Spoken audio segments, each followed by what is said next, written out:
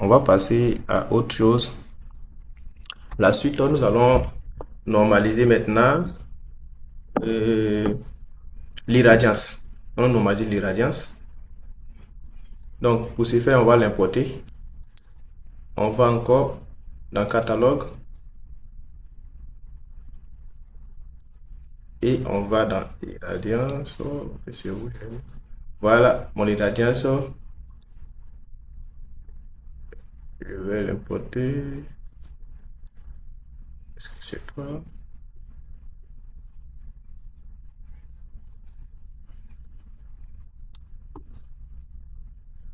Donc, voici mon irradiance que j'ai importé. Déjà découpé sur ma zone d'étude. Donc, c'est le même processus que pour la pente. Pas pour la pente, pour le MNT. Donc, la première étape, c'est d'aller dans propriété pour voir le maximum et le minimum. Donc, dans les statistiques, on constate que le minimum est 20 000 et 2079 et le maximum est 2160. Et ensuite, nous allons aller reclassifier. Donc, nous allons dans Reclassify et ici, nous mettons notre irradiance comme input raster. Ensuite, on va dans Classify. Et ici, en fonction du minimum et du maximum, c'est en fonction de cela que nous allons reclassifier ici. Nous allons mettre en 5 classes. Le minimum était 2079 et le maximum 2127. Donc, nous allons reclassifier en 5 classes. Et toujours ne pas toucher les no data. Et ici, c'est bon. Ici, maintenant, la valeur 5 correspond à la valeur la plus élevée, l'irradiance la plus élevée. La valeur 1, la plus faible. Donc, ça a été reclassifié du plus faible au plus élevé. Donc, c'est ce qui a été fait ici. Et vous donnez un nom de sortie. Et si c'est bon, on va lancer le round et voir le résultat. Voilà, on patiente. Ici, voici la reclassification de l'irradiance. Qu'est-ce qu'on constate ici? On constate que ce qui est, je peux dire, violet ou bien c'est quoi là? C'est la pente, c'est l'irradiance la plus élevée. Ici qui est 21 000 et 2127. Cette zone. Voilà, suivi de celle-là et ici qui est la plus faible. La plus faible qui est ce qui est en bas ici. Juste en bas ici. Ok, donc nous avons normalisé notre irradiance. Ensuite, nous allons faire de même pour les routes. Donc, pour les routes, c'est le même processus. Donc, nous allons découper et puis sélectionner nos routes. Donc, j'importe simplement mes routes. Voilà. Je décoche ça. Voici mes routes. Ça, ce sont mes routes sur la zone d'étude.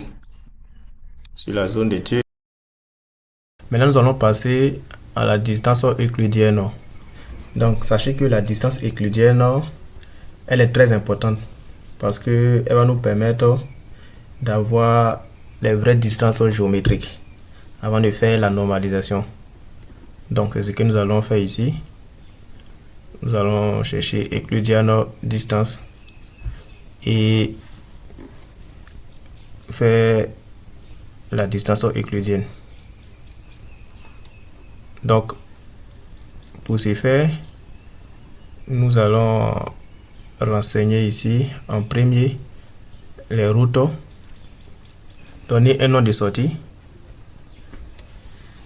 Après le nom de sortie, donc nous allons dans environnement et nous allons remplir ces propriétés.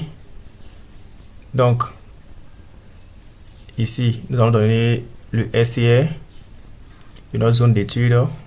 Nous travaillons sur 32630 au Burkina, donc nous allons donner le SCR. Ensuite nous allons définir, nous allons choisir et cell size. ici qui est notre zone d'étude qui est toujours 0. Et après ça, nous allons choisir un masque. Voilà, c'est-à-dire il va se baser sur les coordonnées de nos masques pour pouvoir bien délimiter l'emprise. Donc ici le masque c'est 0 que nous avons renseigné. Et si c'est bon, nous allons repartir encore dans nos paramètres. Et ici, nous allons mettre 30 mètres comme la taille d'un pixel. Voilà, 30 mètres. Et nous allons lancer maintenant le round pour voir le résultat produit. Et voici le résultat de la distance euclidienne. Voilà, c'est le résultat qui est là. Et maintenant, qu'est-ce que nous allons faire? Nous allons faire la reclassification. Pour ce faire encore, nous allions dans GeoProcessing et on va chercher Reclassify.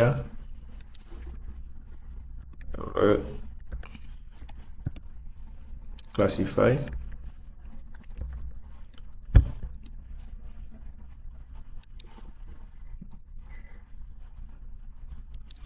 Ici, on prend ça, Euclidean Road. Et on va classifier à 5 encore. Voilà, nous sommes à 5. Donc, voici le résultat de la reclassification. Donc, ce que nous allons faire maintenant, nous allons renverser les valeurs. Nous allons faire renverser les valeurs. Donc, ici, puisque ici, comment dire, et le maximum ici est 15 152. Voilà. Or, nous voulons les valeurs les plus faibles. Donc, ici, nous allons faire reverse new value. Voilà. Donc, ici, le 5 correspond maintenant à 1010. Donc, ce qui concorde avec tout ce qu'on avait fait précédemment. Donc, je relance. Et voici le résultat de la reclassification de la distance euclidienne. Donc, on constate